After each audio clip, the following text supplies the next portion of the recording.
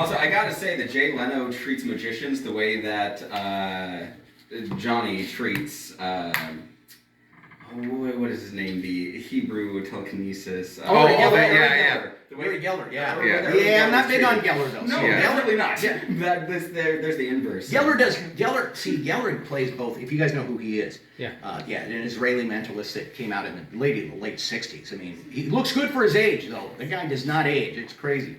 He's very smart. He's very, very savvy. And when he's with magicians, he's a magician. But when he's with non-magicians, he tells you that he's psychic and intelligent. So he's still a magician. Yeah, so Johnny Carson. Exactly. Johnny Carson treats him the way that late night hosts treat normal magicians. And I'm like, hey, there's the segue. Yeah. Johnny. The only other guy that was like the guy that no one could figure him out was Kreskin. Kreskin was a mentalist, and I like some mentalist routines. They're cool, but I don't ever try to find out how they're done because if it doesn't fit my show, if it doesn't fit what I'm doing, when I see, like my favorite magicians are from Spain and Israel, those guys fool me all the time. And you're a magician. Oh, yeah. That's great. Oh yeah, no, I can be fooled, and if I ever got to a point where I wasn't fooled, I'd be depressed at this because I already know too much. Yeah.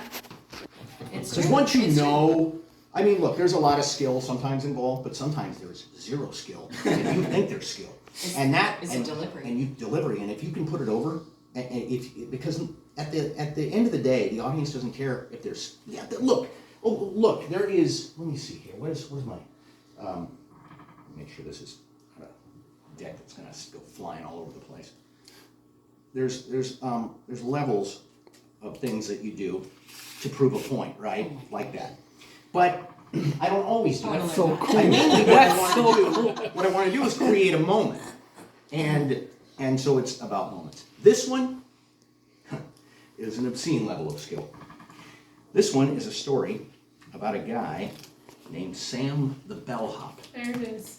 Who worked in a hotel down the street from a place called the 654 Club. Yeah. Now one day Sam was in a hotel lobby when the front door opened up. And 4 guys came walking through the front that were dressed rather nicely. In fact, many would say they looked like kings.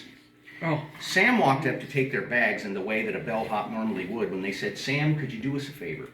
Well, he took a look at his watch. He goes, "It's a little early, but I'll see what I can do." They said, "Can you find our wives?"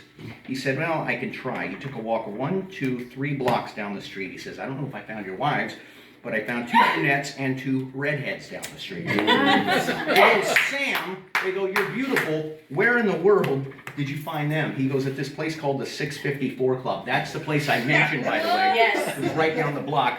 Well, they were so impressed with that, they gave Sam a $2 tip for his time, so they're really starting to like this guy, Sam. They go, "Sam, could you do us an even bigger favor?" He goes, "It's a little early, but I'll see what I can do." They said, "Could you find some guys to play golf with us because our wives hate the game?" He goes, "Yeah, sure." So he took another walk 1, 2, 3 blocks down the street. Came back, he says, "Well, good news and bad news. The good news is I found 4 guys to play. The bad news, they're all named Jack, and this is going to get kind of confusing out there on the greens." They go, "Sam, where in the world did you find them this time of the day?" He said, "The 654 Club. That's the place I mentioned for you. It's right down the block." They go, "Sam, you're beautiful." They gave him another $2 tip like that, too. So they really like this guy, Sam. They go, "Sam, could you do an exceedingly big favor?" And he goes, "Yeah, well, when somebody says exceedingly big, it normally involves a monetary transaction with somebody he goes, "Well, can you cash a $40 check from out of town and give us 2 10s or give us 2 20s out of the till?" He goes, "No, I do have 4 10s. That still equals $40. They go, "That's perfectly fine. We only need 38 of it. Here's a third and final $2 tip. They go, "Sam, how old are you?" He goes, "I don't understand the infatuation with my age. Would somebody please take a guess?" He goes, I'm going to guess about 38. He goes, "No, that's a good guess, but I'm 39, actually." He said, "You live around here?" He goes, "No, I've got a brand new address, and I can barely remember it. If I remember, it's 1329 West 8th Street. They go, "Do you gamble?" He goes, "No, I don't gamble. I nearly lost everything at the 654 Club.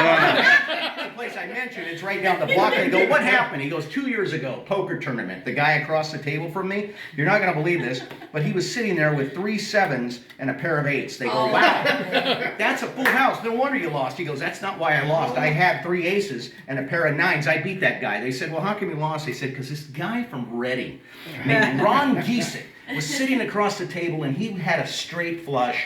That's why I lost it." Happy 654. So,